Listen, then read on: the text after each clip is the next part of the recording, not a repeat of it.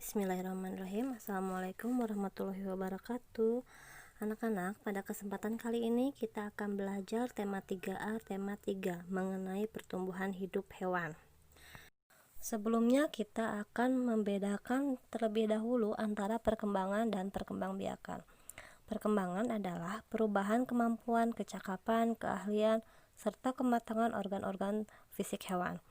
Sedangkan perkembangbiakan adalah kemampuan makhluk hidup untuk menghasilkan keturunan.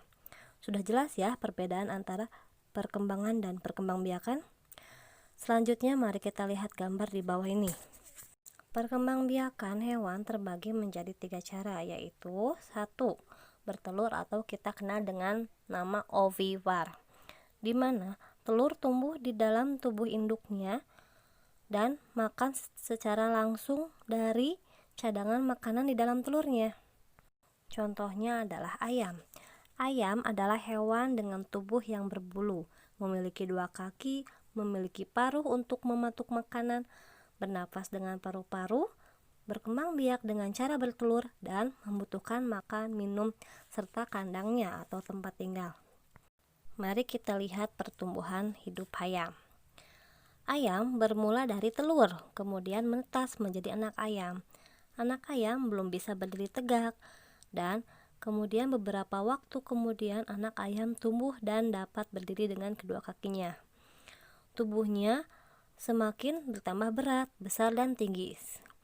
Juga paruh yang digunakan untuk mematuk makanan juga akan semakin besar ketika ayam sudah tumbuh menjadi ayam dewasa.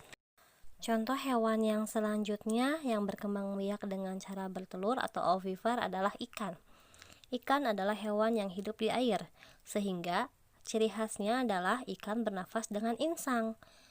Hewan ini bergerak dengan cara berenang dengan menggunakan siripnya dan berkembang biak tentu dengan cara bertelur.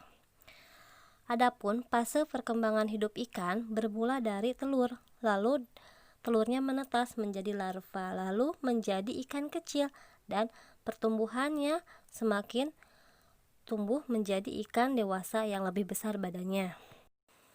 Contoh hewan yang lain yang bertelur adalah katak. Fase perkembangan katak mengalami perubahan bentuk pada tiap fase yang dilewatinya. Katak bermula dari telur yang kemudian berubah menjadi berudu. Berudu biasanya kita temui di kolam-kolam ikan ya. Lalu berudu tersebut berubah menjadi katak muda berekor. Nah, sehingga tumbuh terus menjadi katak dewasa. Yang keempat adalah kupu-kupu. Kupu-kupu pun sama seperti katak, memiliki perbedaan bentuk dalam tiap fase perkembangannya. Sehingga kupu-kupu ini dikenal dengan nama proses metamorfosis sempurna. Ya, fase perkembangan bagi kupu-kupu bermula dari telur menjadi ulat atau larva. Dari ulat tersebut menjadi kepompong yang biasanya tergantung di dahan pohon ya. Lalu setelah beberapa minggu kemudian, kepompong tersebut akan berubah menjadi kupu-kupu. Contoh lain adalah nyamuk. Fase pertumbuhan nyamuk bermula dari telur sehingga menjadi jentik-jentik nyamuk yang biasanya kita temui di bak-bak mandi ya, atau genangan air. Kemudian jentik-jentik tersebut akan berubah menjadi pupa dan hingga menjadi nyamuk. Yang selanjutnya, cara perkembangbiakan hewan yang kedua adalah dengan cara melahirkan anak atau kita sebut dengan vivipar. Dalam prosesnya, calon anak tumbuh di dalam tubuh induknya.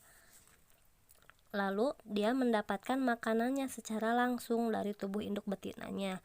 Yang ini dinamakan proses kehamilan. Setelah itu, hewan betina melahirkan anaknya, lalu induk betina akan menyusui dan menjaga anaknya sampai dengan mandiri atau bisa mencari makan sendiri ya kalau hewan. Ciri khas dari hewan yang termasuk hewan vivipar adalah hewan tersebut mempunyai telinga dan termasuk binatang mamalia atau hewan yang menyusui. Contoh hewan vivipar adalah kucing, sapi, kuda, dan lain-lain. Fase pertumbuhan kucing bermula dari bayi kucing, kemudian tumbuh menjadi anak kucing hingga menjadi kucing dewasa. Pada dasarnya semua hewan vivipar mempunyai fase pertumbuhan yang sama, bermula dari bayi hewan, kemudian menjadi anak hewan hingga tumbuh menjadi hewan dewasa. Cara perkembangbiakan hewan yang ketiga adalah ovovivipar atau bertelur dan melahirkan. Ovovivipar ini adalah di mana hewan tersebut bertelur, namun telurnya menetas di dalam tubuh induknya, sehingga induknya mengeluarkan anaknya dengan cara melahirkan. Contohnya buaya, ular kobra, kadal, dan lain-lain. Pada dasarnya, semua hewan mempunyai fase perkembangan dan pertumbuhan yang berbeda-beda, tergantung pada beberapa faktor yang mempengaruhinya. Terdapat dua faktor yang mempengaruhi pertumbuhan dan perkembangan hewan.